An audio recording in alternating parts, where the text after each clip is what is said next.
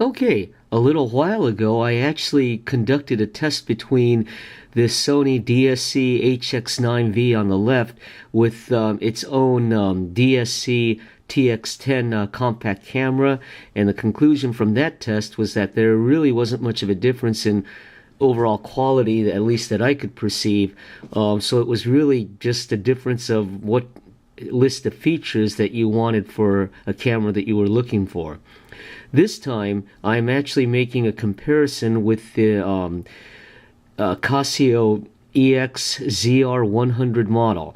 Now, this is prior to the replacement model that's going to be coming out in April, which is the EX-ZR200 model.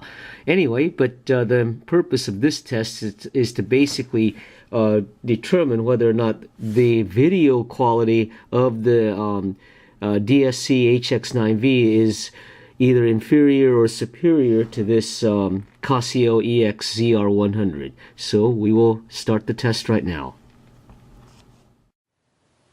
Okay, this is the audio comparison test. Also, it's test with existing room light as well. While I'm speaking right here, I would like to take the opportunity to mention some of the features that stand out on this Casio EX-ZR100 model. One thing I do want to mention is that it has a very fast startup speed. As far as the video portion is concerned operationally, right off the bat, startup speed for the video, once you press the record button after the camera is on, starts immediately. With the Sony DSC-HX9V, there's somewhat of a lag of about, I would say, 4 to 6 seconds. So right off the bat, there's a difference right there. But the bottom line for this, for me at least, is which one actually has the better video and the audio quality. So here we go.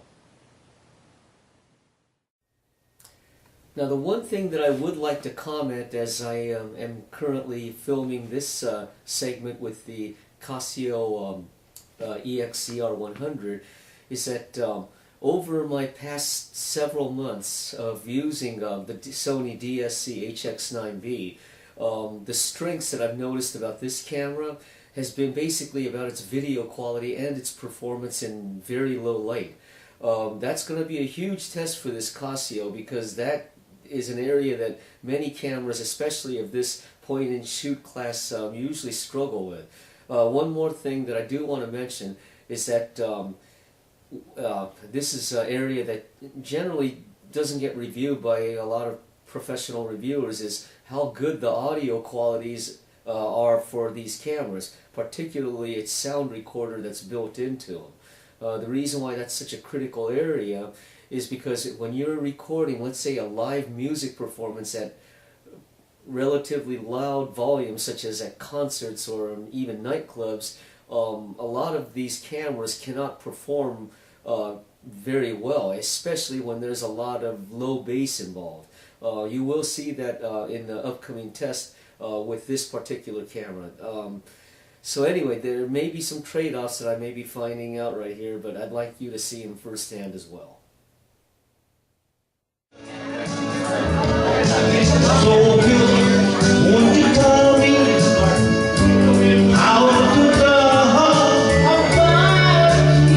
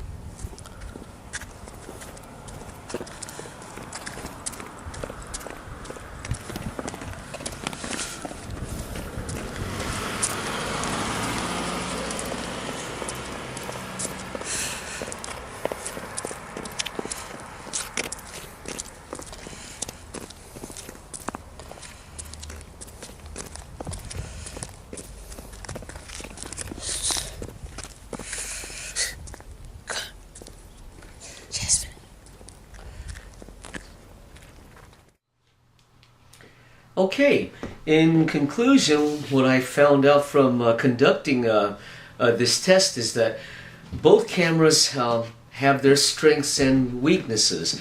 The strength of the Sony is the ones that really stand out are its outstanding performance in low light, and it's very good with image stabilization, particularly if you're walking. If you have it on the active image stabilizer setting, that's unique to Sony. It's just outstanding.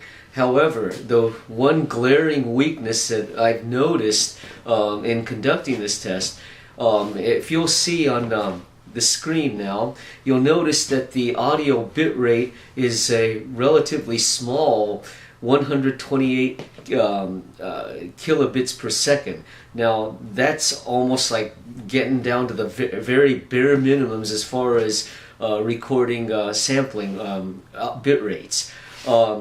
The Casio, on the other hand, has a slightly higher bit rate, which results in the better audio quality. One thing that stands out is you've got a much more fuller sound and a much richer amount of bass. So anyway, I do want to mention that. However, as you've seen in the video sample, this camera struggles a lot with low light, to a point where in the nightclub scene that you just saw right now, you can't even identify the person's face in there. While with the Sony, you can very clearly see the person's face and the surrounding environment as well. So what does this all mean? Is that, well, like I said at the very beginning, each camera has its strength. I can't really recommend one over the other just for that reason. So anyway, it really does depend on what you're looking for in a point-and-shoot camera. If you have a need for the audio quality, strictly the audio quality and the fast startup speed, then the Casio is a no-brainer. For every other category, however, it's video quality, the stabilizer, then I would give the nod over to the Sony. One more thing I do want to mention, though, is that when you do take a still capture with these cameras, they're both capable of doing that. However, this is more of a preference thing. When you take a still capture while recording in video with the Sony DSC-HX9V, you will have a capture with the native widescreen 16:9 aspect ratio.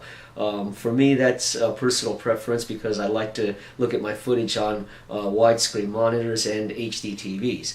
The Casio, on the other hand, doesn't do that, as far as I can tell.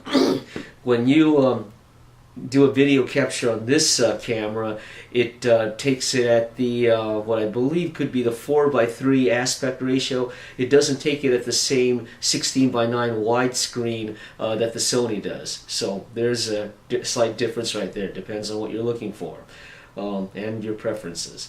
Anyway, that's pretty much it for my brief test here, and I hope this will help assist you in making your purchase decisions.